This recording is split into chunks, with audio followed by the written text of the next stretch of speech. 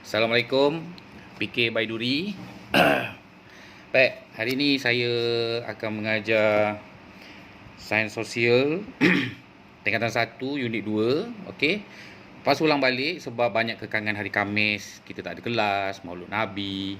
Lepas tu kalau datang pun tak semua yang datang. Jadi saya ambil kesempatan ni untuk ulang balik Unit 2 ni tajuk haiwan ternakan.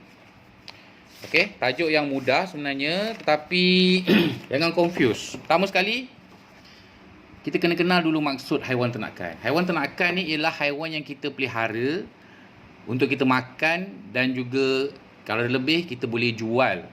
Okey, bukannya kita bela kat rumah. Okey, jadi contoh-contoh haiwan ternakan yang boleh kita makan dan boleh kita jual ialah seperti ayam, itik, burung puyuh, okey, kambing, lembu, kerbau. Lepas tu kita boleh ternak ikan, okey, udang, ketam. Kemudian kita boleh ternak lebah. Itu adalah contoh-contoh haiwan ternakan. Maksudnya kita boleh makan, boleh dapatkan hasil daripada dia. Okey, bukan kucing. Okey, jangan confuse dengan kucing. Kucing memang kita pelihara, memang kita bela kat rumah. Tapi kita makan kucing ke? Kita bukan golongan-golongan yang makan kucing. Jadi kena kenal dulu apa dia haiwan ternakan. Barulah pemahaman awak betul. Okey. Kemudian haiwan ternakan ni kita boleh bahagikan kepada 3 kumpulan, 3 ciri sepunya. Okey, ciri sepunya yang pertama berkaki 4, tinggal di darat, kemudian berbulu halus. Okey, ini ciri yang pertama. Apa contoh-contoh haiwan yang mempunyai ciri-ciri tersebut?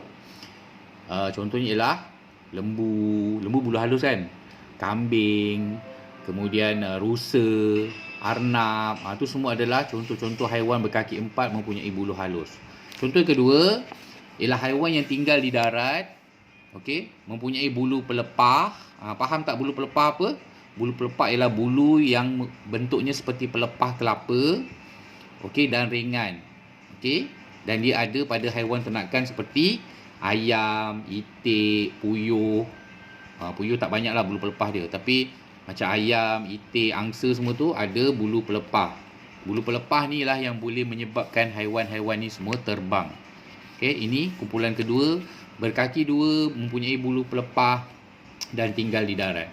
Okey, manakala yang ketiga, kumpulan haiwan ternakan ni tinggal di air, bernafas menggunakan insang dan bertelur.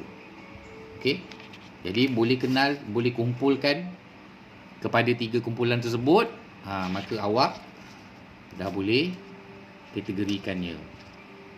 Okey, senang kan? Saya rasa ini je yang susah sikit lah. Yang lain semua senang.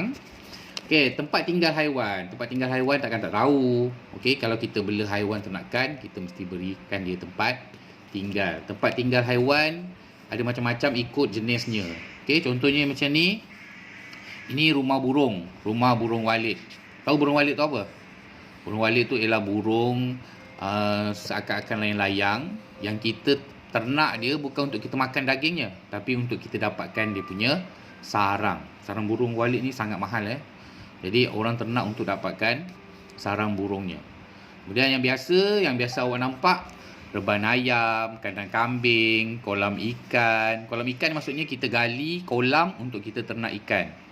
Kemudian yang ini sangka ikan. Sangka ni biasanya kita gunakan untuk ternakan ikan di sungai. Okey. Maksudnya dekat sungai kita buatkan sangka, so kita bela ikan dalam sungai tu menggunakan air sungai yang biasa. Kalau kolam ni bezanya kita kena gali kolam, kita kena isi air dalam kolam tu dan kita ternak. Macam kita ternak dekat kawasan kebun kita.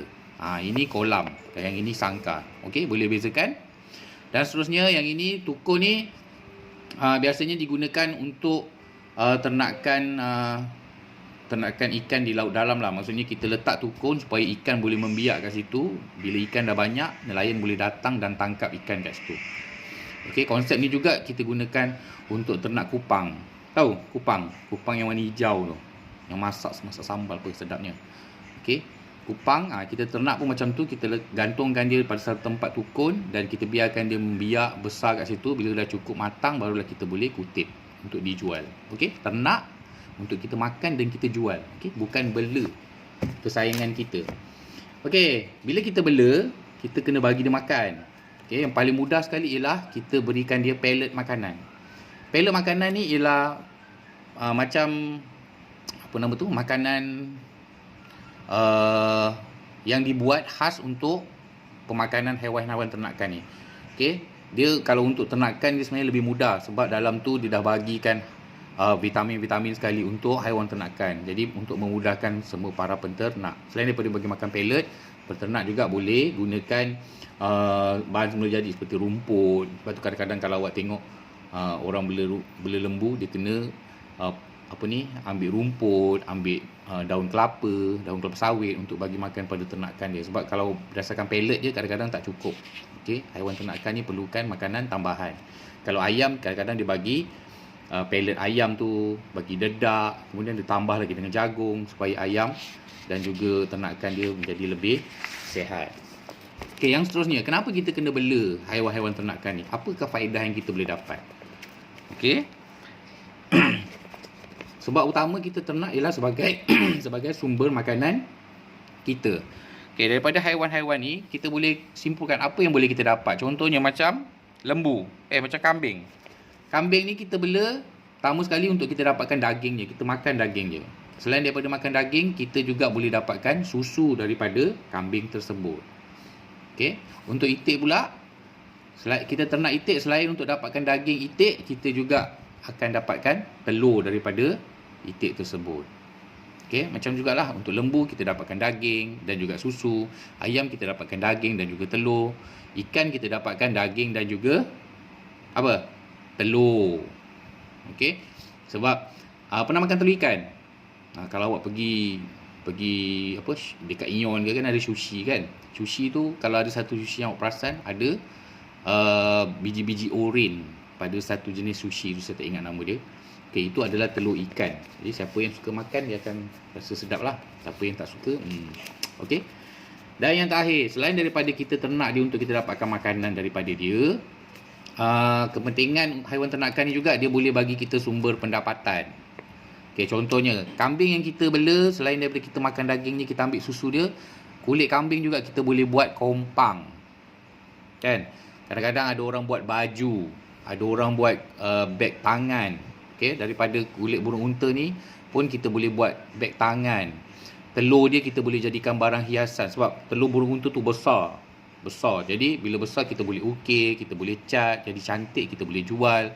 Kemudian bila kita ternak burung unta, orang akan datang melawat tempat kita. So kita boleh buat duit daripada situ. Kita boleh jana pendapatan daripada pelancongan burung unta. Okey, selain tu kalau kita bela lebah, kita boleh dapatkan madu daripada lebah tersebut. Okey, itu sahaja untuk bab ini. Yang penting awak kena tahu jenis-jenis haiwan ternakan, apa yang dia makan, tempat tinggalnya di mana, dan apakah kepentingan haiwan ternakan yang kita bela. Kita makan untuk kita jual dan apa yang boleh kita dapati daripada haiwan-haiwan tersebut. Okey, itu saja. Jadi lepas ni saya akan bagi latihan. Awak dah boleh bincangkan jawapannya. Cari jawapan dan tuliskan dalam kertas kosong. Nanti naik sekolah barulah kita akan tulis semula jawapannya di dalam buku latihan. Okey, itu sahaja. Assalamualaikum.